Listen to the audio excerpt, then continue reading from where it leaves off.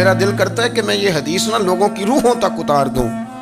حضور فرماتے ہیں میں نے جس کے سامنے دین پیش کیا اس نے دلیل مانگی، وہ بھی کوئی اپنا ہے جو اپنوں سے دلیلیں مانگے، وضاحتیں مانگے، یہ کیسے تھا تو وہ کیسے تھا تو یہ چیز کدھر سے آئی تو وہ کدھر گئی۔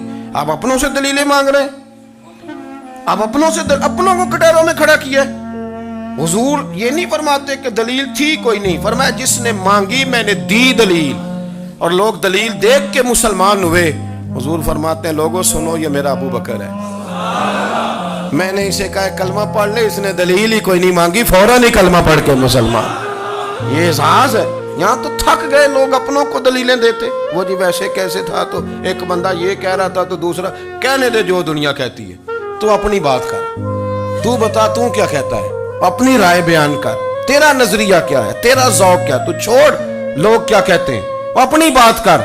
اگر ابو بکر صدیق لوگوں کے کہنوں پہ چلتے تو مکہ تو سارا کچھ اور کہہ رہا تھا، اس وقت تو کچھ تھا ہی نہیں جو کہتا کہ نہیں تو ٹھیک چل رہا ہے، دنیا ساری کچھ اور کہہ رہی تھی، لیکن صدیق اکبر کہہ رہے تھے نہیں نہیں، سچ وہ ہے جو مدینے والے رسول فرماتے ہیں، سچ وہ ہے جو میرے آقا نے فرمایا ہے۔ زندگی میں انہوں نے بتایا لوگوں کو کہ دین کا مزہ لینا ہے تو پھر ذرا غلامی کر کے آتا ہے، پھر ذرا پورا پیار کر کے آتا ہے، پھر پوری محبت دے کے پھر غلامی کا مزہ۔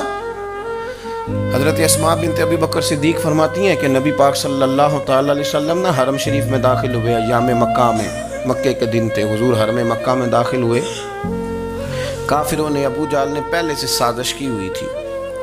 جیسے ہی حضور اندر داخل ہوئے تو شور کرنے لگا، کہنے لگا یہ تمہارے بتوں کو برا کہتے ہیں اور تمہیں شرم نہیں آتی، یہ تمہارے معبودوں کو گالی دیتے ہیں، معاذ اللہ یہ برا کہتے ہیں، میں خیال نہیں آتا۔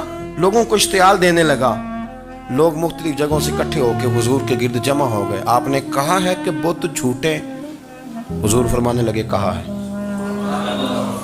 آپ نے کہا ہے کہ یہ کچھ نہیں کر سکتے، فرمایا کہا ہے۔ آپ نے کہا ہے یہ کوئی نفع نقصان نہیں دیتے، حضور فرمانے لگے کہا ہے۔ رسول کائنات صلی اللہ علیہ وسلم سے جو سوال پوچھا حضور نے بیان کیا، چاروں جانب سے وہ نبی کریم پر ٹوٹ پڑے، معاذ اللہ، مارنے لگے۔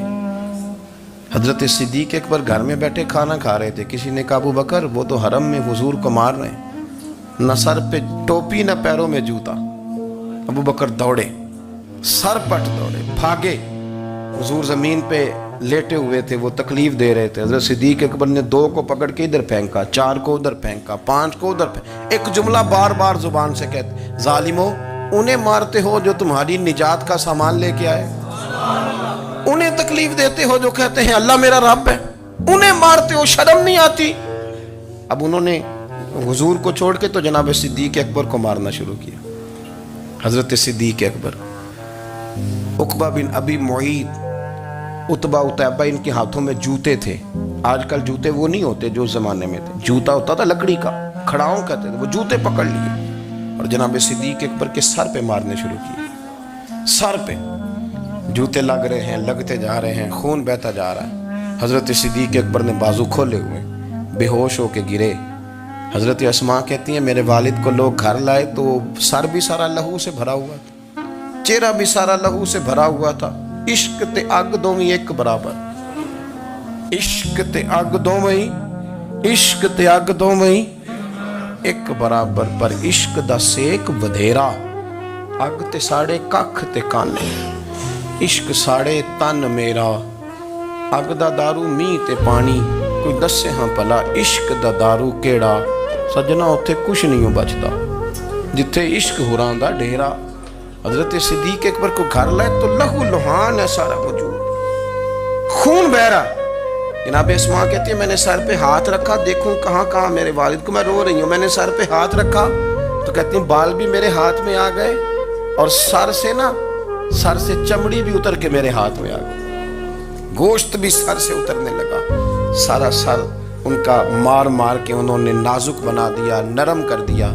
آپ فرماتی ہیں وہ بے ہوش تھے، ہم ان کے منہ میں دودھ ڈالتے تھے، لیکن وہ جب بھی آنکھ کھولتے تھے تو زبان پر ایک ہی لفظ تھا، ظالمو انہیں مارتے ہو جو تمہیں کہتے ہیں میں اللہ کا رسول بن کے آیا، انہیں مارتے ہو۔ اس ترتیب سے رسول اللہ کی غلامی کی، اس رنگ میں نبی پاک سے پیار کیا، نبی پاک کے حصے کے زخم اپنے سینے اور دل پر برداشت کیے، اس لیے تو میرے کریم نے فرمایا تھا لوگوں سن لو میرے ساتھ جس نے بھی نیکی کی میں نے بدلہ دے دیا ہے. میں نے ابو بکر کو نہیں دیا. میں ابو بکر کا ہاتھ پکڑ کے اللہ کی بارگاہ میں لے جاؤں گا. میں کہوں گا مالک اس نے بڑی نیکیاں کی ہیں تو ہی اسے اجر عطا فرما. میں لے کے جاؤں گا کہوں گا اے اللہ تو دے اسے اجر. اس نے بڑی نیکی کی, اس نے بڑا پیار کیا, اس نے میرے ساتھ بڑی محبت کی, اس نے بڑی غلامی